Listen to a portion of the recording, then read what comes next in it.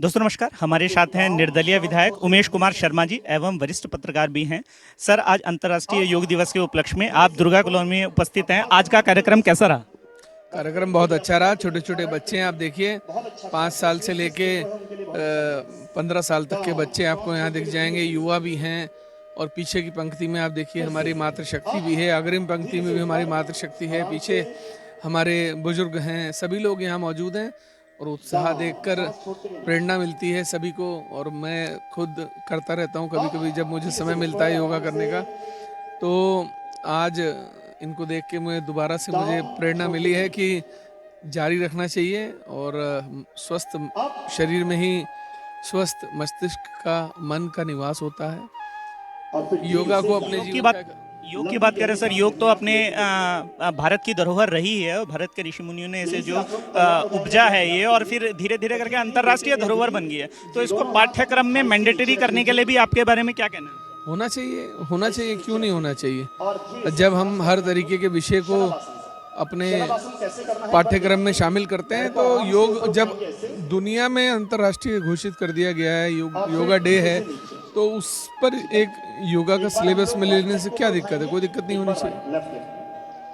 आयुष मंत्रालय द्वारा इस पे और ज्यादा अनुसंधानी कार्य की, इससे कई आसन ऐसे हैं जो असाध्य रोगों के भी बहुत लाभकारी हैं। तो इसके बारे में भी आपको कुछ कहना चाहिए। देखिए क्या है कि योगा जो है वो किसी न किसी एक सहायक के, अध्यापक के, गुरु के संरक्षण में ही करना चाहिए, क्योंकि ये भी दवाई की तरह है। अगर सही प्रिस्क्रिप्शन नहीं मिलेगी, सही संरक्षण में नहीं होगा, तो इसके इफेक्ट भी जो है वो भी गलत होते हैं। क्योंकि जिस योग अभ्यास का आप, जिस बीमारी के लिए, जटिल समस्याओं के लिए आप करना शुरू करते हैं, अगर आप योगा गलत कर रहे हैं, आपकी प्रैक्टिस गलत हो रही है, आपके आसन गलत हैं, तो उसके दुष्प्रभाव भी होते हैं। इसलिए कोई भी योगा आप करें, या तो पहले उसमें निपुण हो जाएं, उसे सीख लें किसी संरक्षक के उसमें, अन्यथा एक्सपेरिमेंट ना करें। तो इसलिए जो जटिल योग वाली बात आप कर रहे हैं,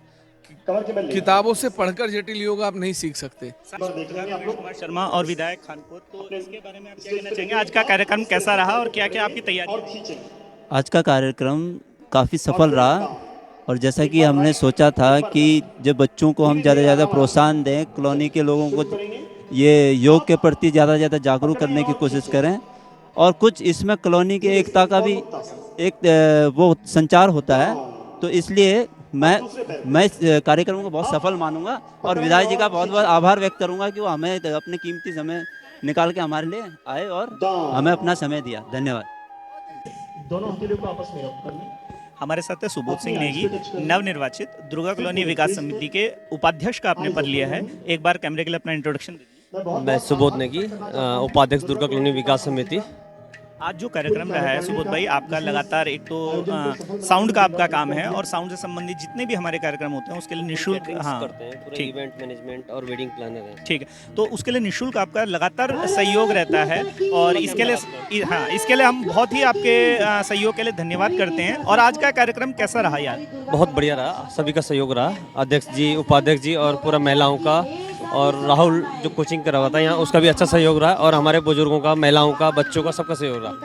धन्यवाद।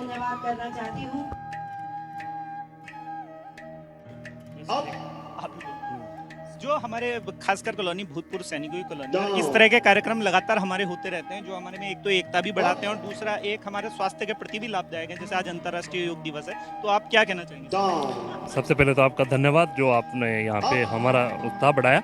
देखो साहब, मैं 32 साल भारतीय सेना में सेवा करके आया हूँ, और मैं गढ़वाल लेवल 15 गढ़वाल में मैं सुबेदार मेजर ऑर्डिनरी कैप्टन रिटायर आया हूँ। जो मैंने अपना अनुभव है, मेरा अनुभव है कि यहाँ पे भूतपूर्व सैनिकों का जो कॉलोनी है, और जिस प्रकार से नए पीढ़ी उत्सुक, हम भी उनको उसी प्रकार से कर रहे हैं। और मेरा भी अपना अनुभव है कि थोड़ा नए बच्चों में वो जज्बा की भावना, देश प्रति की भावना, जज्बा तो है, लेकिन करनी और कथनी में थोड़ा फर्क है।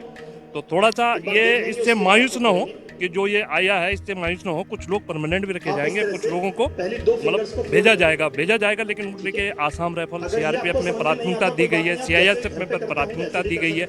और 4 साल के दौरान मैं नहीं मानता कि 4 साल में कोई लेकिन 4 साल में वो ट्रेनिंग पूरा नहीं कर पाएगा, लेकिन उसके अंदर देशभक्ति तो जागेगी। देशभक्ति जागेगी तो वो एक भ्रष्टाचार से मुक्त होने के लिए दूसरों को भी जागरूक करेगा, अपने आप खुद जागरूक होगा। तो कुछ चीज़ें इसमें बहुत अच्छी भी हैं और बाकी जो बुद्धिमान लोगों ने इसको रखा है, लेकिन मैं युवाओं से अपील करूंगा कि आप निराश ना हो, भविष्य में अच्छा ही होने की उम्मीद है। बहुत बहुत ए बाबा दर्शन दुख विपदा